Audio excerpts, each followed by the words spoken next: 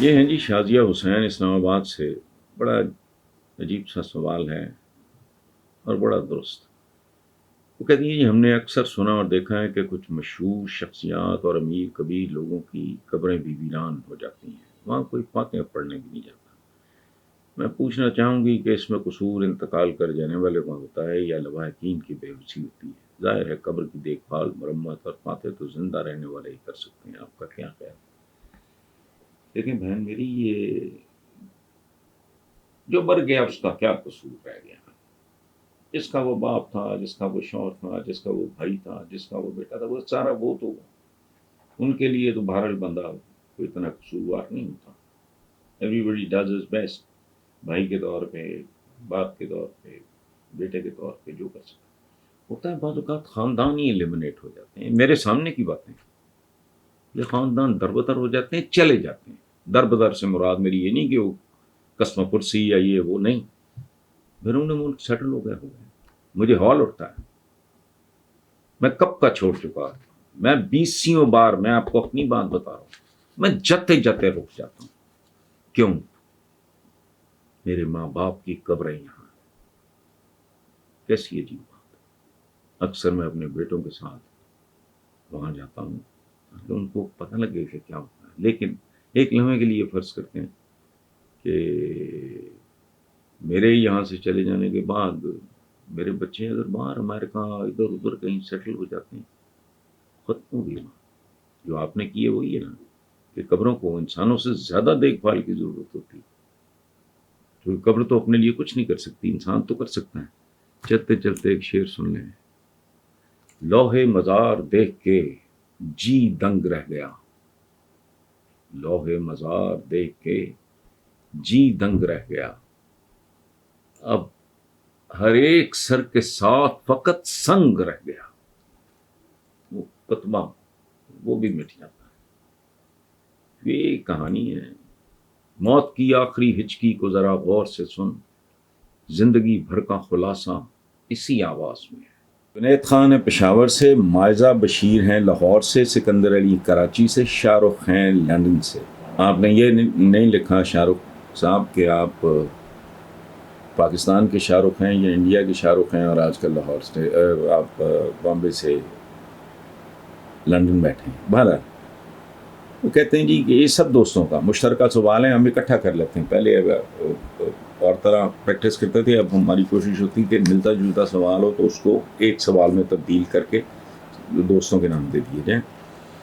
کہتے ہیں جی 2 روز قبل ایک سینئر صحافی نے خبر دی تھی کہ ملکی حالات کو دیکھتے ہوئے کبھی امکان ہے کہ اکتوبر میں عام انتخابات کروا دیے جائیں گے کیونکہ اب ملکی حالات بہتر کرنے کا کوئی اور طریقہ باقی نہیں بچا. کیا آپ بھی اس خبر کو حقیقت میں بدلتا ہوا دیکھ رہے ہیں؟ پہلی بات تو یہ ہے کہ یہ بہت دیر سے بات چل رہی ہے، یہ نئی بات نہیں ہے.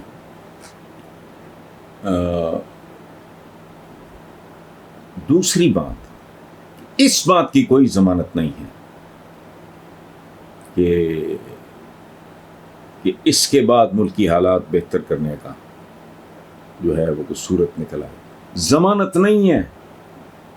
صورتحال امپروو کر سکتی ہے. اس وقت تو بالکل ہی وہ لوگ ہیں جن کے پلے ہی کچھ نہیں رہ گئے. میں بار بار کہہ رہا ہوں، ایک بات ریکارڈ پہ رہے، اور وہ یہ ہے کہ نون لیگ از فیڈنگ آؤٹ.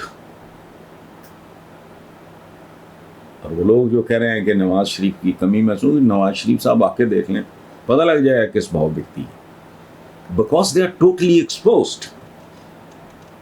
اور اب وہ نسلیں آگے آ رہی ہیں جن کا شعور ہماری گزشتہ نسلوں سے زیادہ ہے، ان میں اویئرنس زیادہ ہے، ان میں وہ خیر. دیکھیں نا، میں نے کئی لوگوں سے اس بات پہ مطلب اتنی فضول باتیں تک میں نے منع بھی کیا. میں نے کہا نہیں. تو مریم نواز نے کہا تھا ہم نسل در نسل قوم کی خدمت کریں گے. اس نے کہا کہنا تو یہ بی یہ چاہ رہی ہے ہم نسل در نسل قوم پہ حکومت کریں گے، لیکن ہم دیکھتے ہیں کیسے حکومت کرتے ہیں. انہیں تو وہی جملہ نہیں بھول رہا کہ حکمران خاندان. سو اب یہ ایک نئی جنریشنز جو ہیں وہ ذرا ایکٹیو ہو گئی ہیں. بہرحال آپ نے جو بات کی یہ کوئی نئی بات نہیں ہے، اور اس سے آپ تھوڑا سا رنکل آؤٹ کر لیں گے چیزوں کو. ان کی کچھ شکنیں ضرور کر لیں گے، باقی کیا بنتا ہے آئی ڈونٹ نو. اس کی وجہ ہے کہ یہ سارا جتھا جو اس وقت ہے، یہ بھانمتی کا کنبہ، یہ چوں چوں کا مربع جو ہے، یہ ہر حرکت کرے گا تاکہ دوبارہ. اور ایک خوف سب سے بڑا کیا ہے کہ اگر عمران 2/3 لے کے آ گیا اور اسٹیبل ہو گیا، ان کو سزاؤں سے پھر کون بچائے. محمد بازید خوشاب سے سردار علی لاہور سے، وہ کہتے ہیں پاکستان کے موجودہ حالات اور تحریک انصاف کی گورننس کے بارے میں درپیش چیلنجز کے حوالے سے سوال یہ ہے کہ عثمان بزدار جیسا بے اختیار اور کٹ پتلی وزیر اعلیٰ پنجاب کے لیے بہتر ثابت ہو سکتا ہے یا چودھری پرویز الہی جیسا مکمل با اختیار اور تجربہ کار وزیر اعلیٰ ملک اور پارٹی کے لیے زیادہ فائدہ مند ثابت ہو سکتا ہے، خصوصاً ان حالات میں جبکہ مونس نے اور ان کے والد چودھری پرویز الہی نے عمران خان اور تحریک انصاف کے ساتھ وفاداری بھی ثابت کر دی ہے. دیکھیں میں آپ کی بات نہیں کر رہا، میں اپنی بات کر رہا ہوں کہ عثمان بزدار اور چودھری پرویز الہی کا ایک سانس میں نام لینا بھی میرا خیال ہے اگر گناہ نہیں تو جرم ضرور ہے. There is no comparison، قطعاً ہی نہیں. سورج کو چراغ بھی نہیں ہے، ماچس کی تیلی دکھانے والی بات ہے، چراغ تو پھر بڑی چیز ہے. عثمان بزدار نے سوائے اپنے اور اپنے سینئرز کے لیے بدنامی، انکمپیٹنس، اس کے علاوہ کیا انہوں نے کمایا ہے.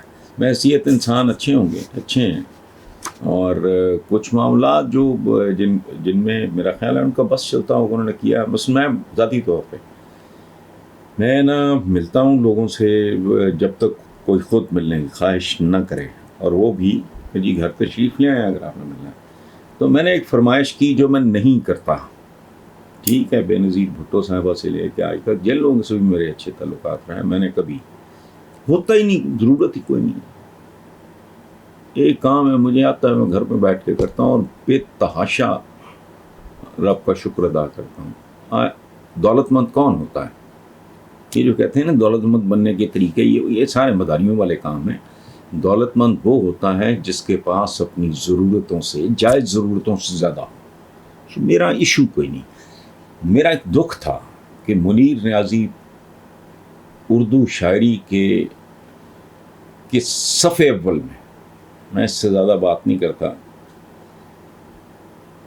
نمایاں ترین، خوبصورت ترین، اوریجنل ترین، یہاں ٹکے ٹکے کے لوگوں، میں نام بھی لے سکتا ہوں، یہ ناموں پہ سڑکیں ہیں تو فلانا ہے، کچھ بھی نہیں، جن کو جانتا کوئی نہیں، چونکہ ان کی پی آر ہے یا فلانا ہے کوئی، یہ میں اس طرح کا کوئی فراڈ. تو میں نے ایک دفعہ ان کو کہا، اور میرے ایک بھائیوں جیسے ہیں جو سیکرٹری لوکل باڈیز تھے، نور الامین مہنگے، تو بہرحال اٹ ہیپنڈ. وہ جو پل ہے صدیق سینٹر مین بلوارڈ، منیر نیازی صاحب کے نام پہ رکھا گیا. تو میں نے سیلیبریٹ کیا، اتنا میں نے اللہ کا شکر ادا کیا ہے، میں نے ان کا شکریہ ادا کیا. ایک شادی پہ مجھے ملے اور گلے لگائے، انہوں نے کہا کہ جی آپ نے ہی کہا تھا تو اس کی تعمیر. اچھا خیر، وہ بہت بڑی، وہ قرض تھا ہم پہ، وہ آپ پہ بھی قرض تھا. نیازی صاحب میرے رشتہ دار نہیں تھے، میرے بزرگ تھے، بہت بڑے آدمی تھے. تو جب اچھا میں نے تو ایک اور لسٹ بھی، نور الامین مہنگل صاحب کو وہ کمشنر ہو کے پنڈی چلے گئے، تو میں نے تو یہاں کے اور کچھ بڑے لوگوں کے نام بھی دیے تھے. لیکن بہرحال یہ ہو گیا، یہ بہت بڑی بات ہے اور اس کا بہت سا کریڈٹ عثمان بزدار صاحب کو جاتا ہے. باقی لیول کی بات ہوتی ہے، ہر پرسنالٹی کا ایک سیچوریشن پوائنٹ ہوتا ہے. میں ایک خاص حد تک آپریٹ کر سکتا ہوں، اس سے زیادہ میری کیپیسٹی نہیں ہے. تو اس لیے لیٹس ناٹ بلیم. یہ بنیادی طور پہ اگر کوئی کمزوری تھی یا غلطی تھی تو عمران خان صاحب کی تھی، عثمان بزدار کا کوئی قصور نہیں.